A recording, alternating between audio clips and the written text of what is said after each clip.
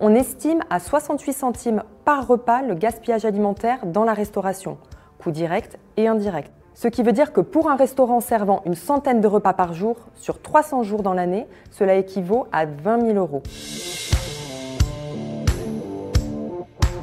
Lutter contre le gaspillage, ça doit être une conséquence. Si on travaille bien, si on essaie d'avoir de bons produits, si on a la culture de la rupture, c'est-à-dire qu'il ne faut pas avoir peur de manquer d'un plat ou d'un produit au jour le jour, nous permet d'être plutôt strict sur les achats et d'acheter juste ce qu'il faut. La gestion des stocks alimentaires est un défi pour de nombreux restaurateurs.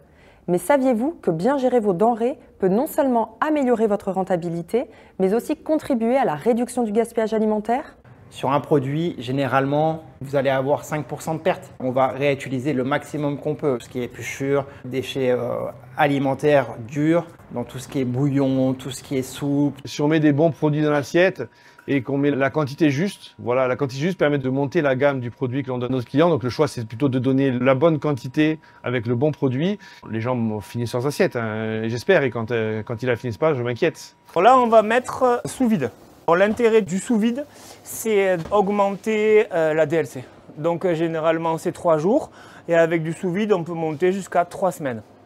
Cette machine va enlever l'oxygène présent dans le sachet et le fermer.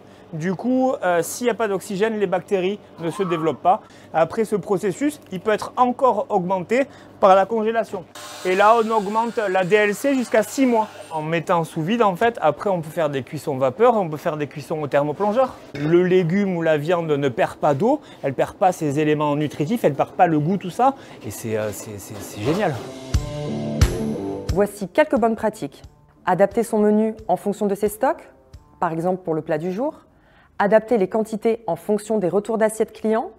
Faire des veloutés avec les légumes fatigués. Bien conserver ses aliments. Former et sensibiliser son personnel. Rendez-vous au prochain épisode pour parler de la mise en place du tri des biodéchets.